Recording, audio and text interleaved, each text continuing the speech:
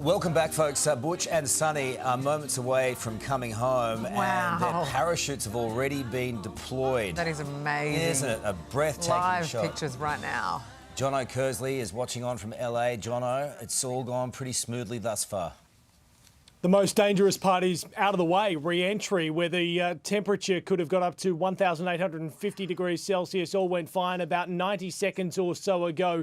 Nick Hague, who was the commander on board with Alexander Gorbanov, a Russian cosmonaut, and Butch and Sunny, got his communications back and said that everything was going well. Now here they are on the final approach, probably 2 minutes away from splashdown. At this point, they're going round about 500 or so kilometres an hour, still travelling very, very quickly. But you can see those parachutes deployed. It looks as though the heat shield that surrounds that aircraft has done exactly what it is supposed to do in order to bring all four people back safe to Earth, and they will splash down into the waters just off the coast of Tallahassee, the Florida state capital. But just look at these images. Here you can see it right there. That is looking straight up at those parachutes as this SpaceX Dragon capsule makes its way down. And there it is. Look at that moment there. The crew of four who have been waiting some 17 hours from leaving the International Space Station to making their way back to Earth. Butch Wilmore, Sunny Williams,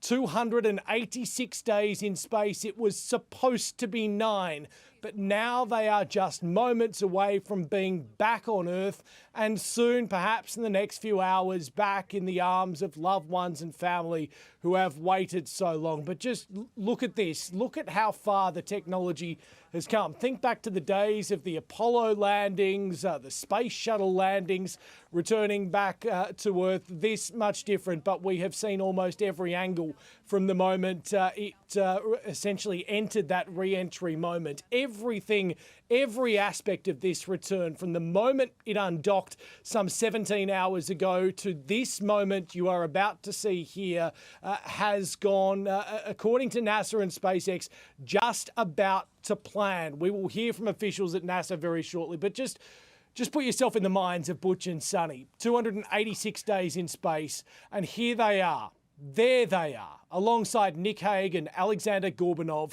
staring up out of that capsule, strapped in, their visors are down. They went through a 7-minute communication blackout during that crucial re-entry. And splashdown. Crew 9 back on Earth.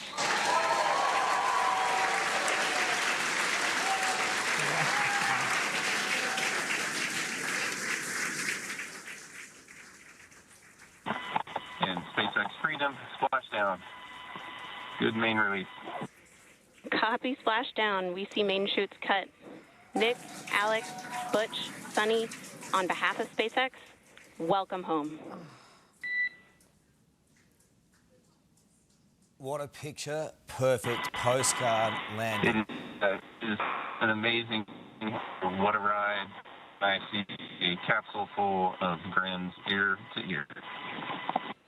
Wow, and you can see the boats in the distance coming in to get them as well. Wow, this is extraordinary. Calm inside. Outside you can see the damage that was caused by re-entry. That heat. And as you can see on your screen, we have visual confirmation of splashdown. Dragon Freedom has returned home, and NASA astronauts. System safety verifications are in progress. We'll report back when recovery personnel are en route.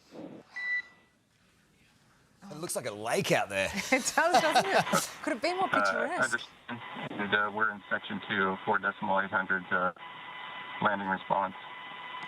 And looking for your word on this is necessary. Well, there you go. It looks like a roasted marshmallow with people inside.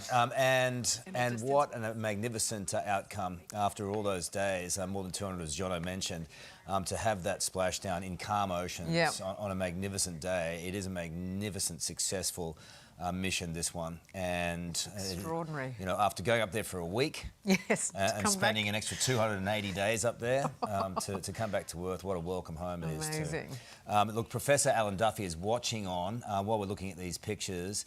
Professor, I caught you at the corner of my eye watching this, and big smile on your face. Absolutely, what a moment, and to be able to get to see this live, watching with the world.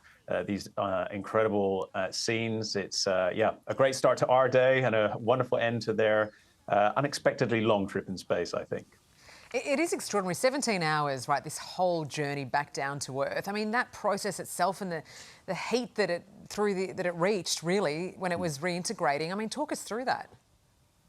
Yeah, so the experience of those astronauts is one of incredible boredom for, as you say, nearly 17 hours of slowly, agonizingly closer to Earth, and then you begin to reach the thicker bits of the atmosphere. If anyone has ever put their hand out of a car window, you can feel that resistance, that force against. That's when you're at 60K, 80K. I'm not going to tell anyone to do this on a freeway, 110, but imagine at 28,000 kilometers per hour, right? So that's where you get this incredible push against the capsule. That friction actually begins to heat up, and if you just rub your hands, you can feel that warming.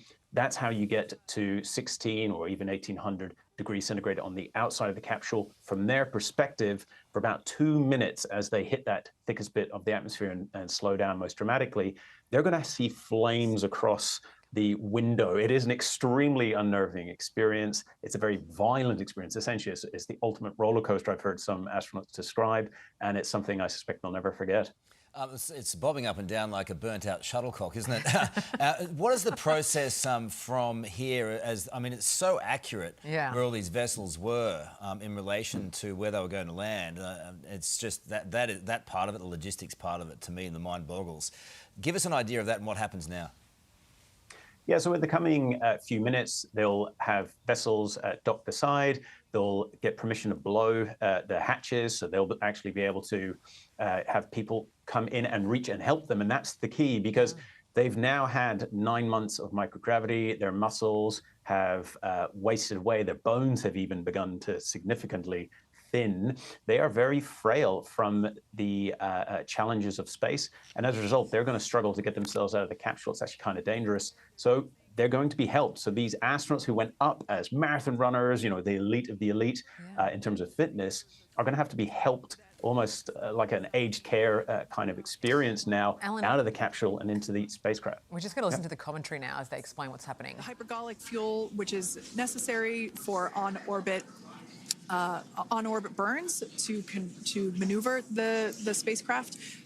Unfortunately, those hypergolics are unable to be breathed. They are toxic, and so this team here is doing those initial safety checks to make sure that it is safe for the rest of the recovery team to approach the spacecraft. They're also checking to make sure that any residuals from the pyros are safe and are not going to cause any issues. We can see the team working their way around the spacecraft to do these basically these sniff tests on all of those Draco thrusters. And as we continue to await the recovery of our Dragon spacecraft with NASA astronauts Nick Hague, Suni Williams, Butch Wilmore, and Roscosmos cosmonaut Alexander Gorbanov inside, Dragon has autonomously completed several steps to safe itself following splashdown. We are continuing to see Dragon in what is known as Stable 1 configuration. That's kind of the ideal configuration following splashdown. It's upright, and the Dragon capsule is in the right configuration for it to be hoisted into the recovery vessel Megan, which you do see a little ways off in your screen approaching. Dragon will continue to remain live on air with you through that recovery process, all the way through the point where the crew is extracted from the Dragon spacecraft. Now, if you are just joining us, the mission has gone smoothly so far. Dragon successfully splashed down off the coast of Tallahassee, Florida at 2:57 p.m. Pacific, 5:57 p.m. Eastern Time this afternoon. Approximately 17 hours prior to splashdown, Dragon autonomously undocked from the International Space Station, completed a series of departure burns, jettisoned its trunk section, and performed its final burn, the deorbit burn. This placed the Dragon spacecraft on a trajectory toward Tallahassee, Florida. Dragon successfully re-entered the Earth's atmosphere, followed by deployment of its parachutes to slow the spacecraft down to a gentle splashdown. We're now going to follow the Freedom, hypergol sweeps and unfired ordnance checks are nominal. Rigging is in progress. Approximately 25 minutes until capsule lift. Stand by for PMC with SpaceX flight surgeon. Okay, Alan, we'll bring you back in. So we just heard there 25 minutes roughly, and then they will be retrieved, the astronauts, from Dragon. I mean, it's just remarkable watching this all unfold in real time, isn't it? Absolutely, and just how calm I think everyone is. This idea that we have made returning from space almost routine. It's not quite like landing a plane, but they make it look extremely easy. And all the checks so far point to a safe return and really just proceeding now with extracting them. Yeah, that's right. And look, for those astronauts, they'll have a certain number of internal checks. They'll be getting health reports. Essentially, they're monitored 24/7, but there'll be confirmations that their vital signs are nominal in the parlance or just normal. All of that is proceeding absolutely as expected. The key is for those astronauts really just to, I think, bear stoically these coming tens of minutes and indeed a few more hours. They'll hopefully be able to actually start calling their families. This was an 8-day mission. They were not planning for 9 months, but the families, of course, of astronauts are as resilient as the astronauts themselves and have rolled with this. But I can't imagine the anticipation they're feeling right now to finally get reconnected. Well, that's in itself a remarkable image, isn't it? Just watching someone abseil and climb up the top and then down again and try and rig it up, because it's then... do they get the astronauts out on the water, or do they wait until the vessel is on the boat? Do you know?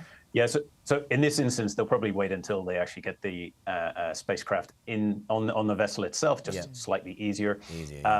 Other capsules, they have essentially the crew pulled out on the water and across into waiting boats. Every landing is a little different, but been up there so long, I think they'll want to be very careful with the crew. They will be frail from that time in microgravity, not having the physical weight, if you will, feeling that sense of gravity. Their bodies have atrophied. It has become a much frailer crew from those many months in microgravity. I mean, it's just, just how to pinpoint all of this. I mean, the days gone by when they had a rough idea, right? But now, you can even get the weather right. And to eliminate all the risks, every step along this way is doing that. The logistics behind this is mind-boggling. Look, it is, and Australia has a key role to play in a lot of these missions. We provide the communications relay for this bit of the world. Essentially, NASA has only 3 receiving stations across the world to provide that continuous communications. Essentially, as the Earth turns or the spacecraft goes around the other side of the Earth, they need in our instance, the Deep Space Communications Complex at Canberra, operated by the CSIRO out to Timbilla. This provides the kinds of communications for astronauts, as well as even those deep space missions, including Voyager, which is, escape the solar system. So Australia has a key role to play in the communications and tracking, and it's something we continue to invest in to provide even better precision for these landings. And this may be, honestly, one of the last of those great splashdowns we see. SpaceX wants to get to the stage where it can actually return spacecraft into the cradle from which they launched, allowing it to be then at that point really is just becoming an airport or spaceport where you can go in, launch, and then come back to the exact same point. We've seen that successfully done. Yeah, earlier this year is incredible. Yeah, now they're practicing getting that perfect where it's uncrewed, so the risk is, of course, significantly less, where the consequences. Once they've perfected that, I think that will be then where we'll start to see landing back on Earth, very much as we used to do with the space shuttle. It's a lot more convenient for the astronauts, but it, of course, needs even better precision than a splashdown in water, the slightly lower risk hitting the water than land. So this is where we're still doing splashdowns, but as I said, I think only for a couple more years, and then we'll get back to, well, landing in spaceports. Because there is no absolute way when you're putting your faith in things like parachutes to know that everything's going to be smooth, right? I mean, they do all the testing, rigorous testing, and they do that over years. But you just don't know with some of these things, and so there is risk all the way to the water. Oh, absolutely. I mean, space travel is risky, right? These astronauts are heroes. Although there have, of course, very happily not been many losses recently. There have been many years, of course, through the last 60, 80, where we have seen significant loss of life. This particular mission, they're returning on SpaceX because the Boeing spacecraft, the Starliner capsule, couldn't bring them back. Its thrusters actually failed, and NASA just simply wasn't going to take the risk of its astronauts returning and not be able to slow down and actually enter that deorbit trajectory in the right way. They would have essentially burned up, was the risk at least.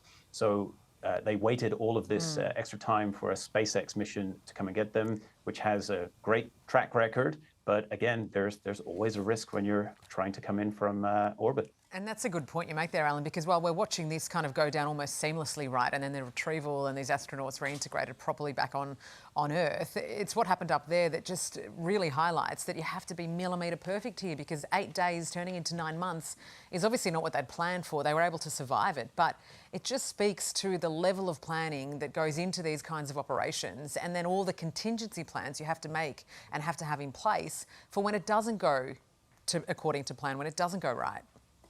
Yeah, that's absolutely right. NASA, in particular, has backup plans of backup plans, or redundancies, as they would put it.